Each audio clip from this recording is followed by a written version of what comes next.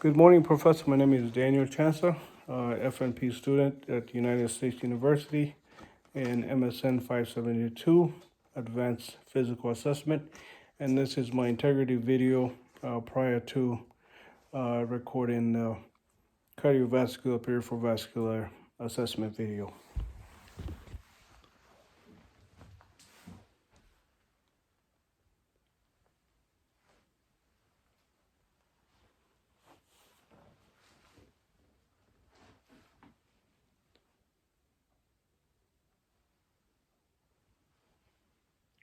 That's my patient there.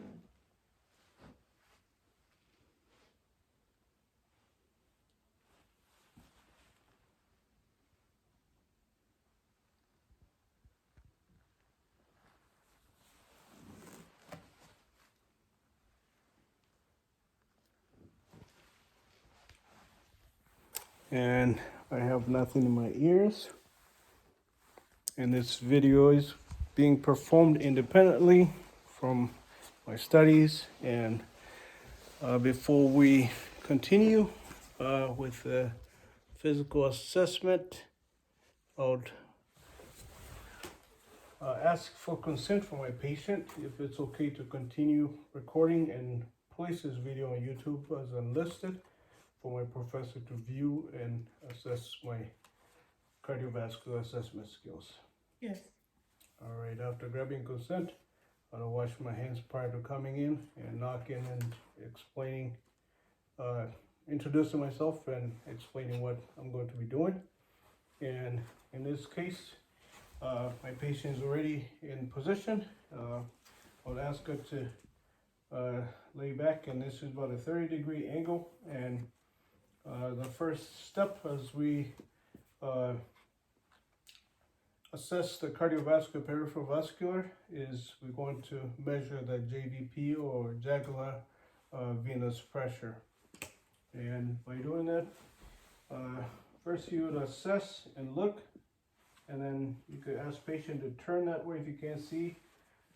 Ask patient to turn this way, and you could almost see the pulsation right in here. Also depends on the body types. Some folks will be easier than others. So in the practice, you want to check the patient and just inspect and assess where the landmarks are. And when you find it, as for my patient, I can see the pulsation close to the sternum notch. So let's take a straight edge and place it this way at the highest point where I see the pulsation, and I could take my ruler and put it lateral here so I can measure, and it's measuring about a 1.2 centimeters, and that's within the defined limits. 3 and lower is the normal measurements for the JVP. Next, we're going to inspect and also palpate the carotid artery. So I'll have my patient to look forward, look straight, and we probably don't want to go up here because we don't want to put any occlusion in the blood flow, which might put a change in the blood pressure and may have the patient be unconscious due to the blockage of oxygen to the brain. So we want to measure palpate the carotid artery right in here, the lower portion, and you want to do the bilateral. After locating the carotid artery, you check in to see if you could feel any thrills or heaves that will make your hands move out of the normal blood flow. The next step is going to be auscultating the carotid artery, and you want to do this bilateral with the bell and diaphragm.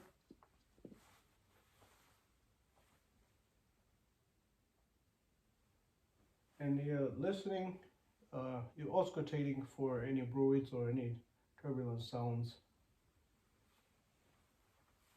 And you do this bilateral.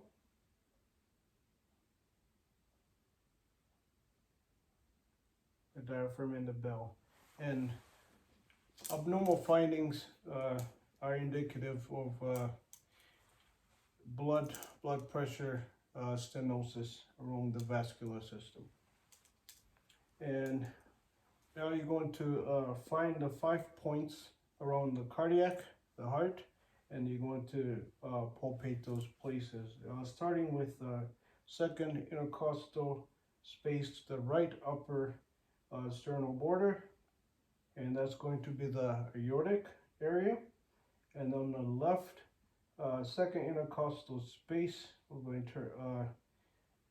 internal space is your pulmonic area, and right under that is Erb's point, which is on the third medial intercostal space. And you are palpating to see if there's any pulsations that's moving your fingers out of the way. That's something abnormal. And from there, you just move down one, and that's going to be your fourth intercostal sternal border, and that's your tricuspid area. And then the fifth, which is just down one, but then you want to travel to the mid-clavicular. So the fifth intercostal space on the mid-clavicular will be your mitral space, and that's the apex or the bottom of the heart. And after palpating, now you're going to auscultate the five places. Beginning with left upper second intercostal space, which is the aorta area. You listen diaphragm and bell, and you should be having some cardiac sounds that are within defined limits, and nothing like friction rubs or anything out of the normal. And you could hear the heartbeat beating in a normal pattern, and nothing abnormal such as bradycardia or tachycardia. On the second upper left intercostal space, this is the pulmonic area. And you listen with your diaphragm and your bell. And one space over, that's going to be the Erb's point, which is the third medial sternal border. And you listen with your bell and diaphragm.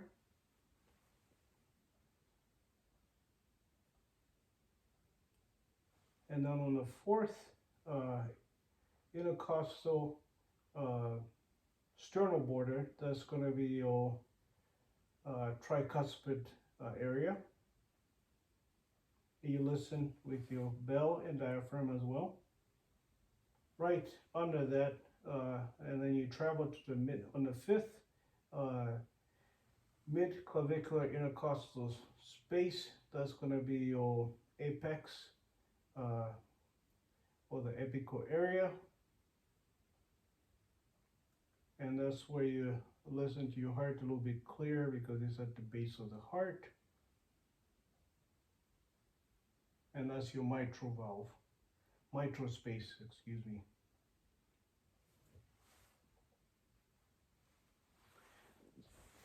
And then patient is in a laying position, so I can ask patient to sit up so we can listen and see if there's any changes with sitting up. And you can also have them lean forward a little bit if you would. And you would auscultate once again with the left, right, second intercostal sternal border, which is your aortic area. You listen with the diaphragm and the bell. you go to your second upper left intercostal space, sternal border, and that's your pulmonic area. Right under is the Erb's point, which will be the third medial sternal border.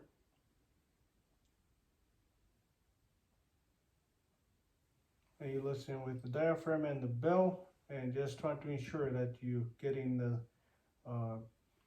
no abnormal findings with your heartbeat. And right under that is the tricuspid, which is on the fourth intercostal sternal border. And you listen with your diaphragm and your bell, and there's no abnormal findings. And then on the fifth mid-clavicular intercostal space, that's your apex or the mitral area, and it's right under the breast area on the female. You would have to move up a little to here. Okay, then next step, we're going to find the renal arteries, and we're going to auscultate first so we don't make any changes by palpating and touching to changing the vascular cells. So you start with aortic, which is right above the umbilicus, and you auscultate with the diaphragm and the bell, and you are auscultating to see if there's any abnormal findings such as turbulence, bruits. And from the aortic, it branches off to two renal arteries, bilateral, and you listen to the diaphragm and the bell, and no abnormal findings. Right under the umbilicus is the iliac arteries, and you auscultate bilateral with the bell and the diaphragm. No abnormal findings there. After the iliac, it branches off to the femoral arteries, and those are right by the symphysis pubis. And for privacy purposes, we go over the clothes, but in actual practice, you would listen on bare skin where you could visualize or see the femoral veins, arteries, excuse me. And you listen, auscultate bilateral. After auscultating the vascular and the abdominal cavity, you want to palpate, starting with the aorta, to see if there's any heaves or any pulsations or any turbulence. And then you go to the renal arteries bilateral, you palpate, and then you have your iliac on both sides, and then you have your femoral arteries, and no abnormal findings. From here, now we want to do the peripheral vascular, and that's going to be your upper and lower extremities, and you inspect just by looking at the color per ethnicity, and also checking to see by touching, checking the temperature bilateral, and then at the distal end you could do your capillary refill by depressing and pinching a fingernail and let it go, shoot blanch, and then recap within less than 3 seconds. Anything greater than that, it's indicative of some circulation malfunction along the circulatory system of the extremity. And then we can check the pulses, starting with the radial pulse. You want to do the bilateral, and you can also compare. And you come to your brachial pulse, and you check those bilateral, and the +2 normal, no abnormal findings there. And then you come to your lower extremities. You're looking at the skin, looking at the hair, and then you check in the temperature and the discoloration. And then you go also do cap brief in the toenails. And they're 2 seconds or less.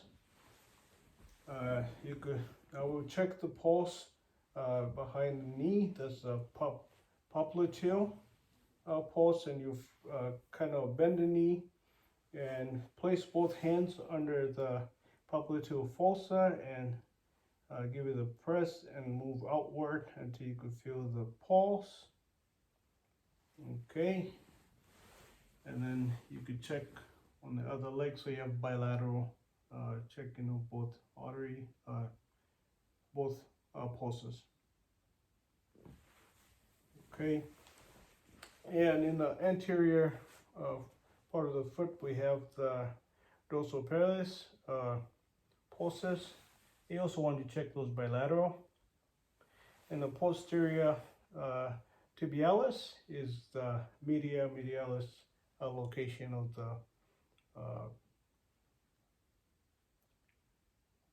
the pulses. And you want to check those bilateral. Then there's a test we can perform to see if a patient is presenting signs of pain or something of that nature. You want to check if there's like a DVT or something that's indicative of that. You want to check what's called a positive hormone sign, and basically what it is to kind of bend the knee a little bit, and you want to dorsal flex the foot while palpating the behind the calf area, and if that presents pain, that's a positive hormone sign. And that wraps up the cardiovascular peripheral vascular assessment. Thank you.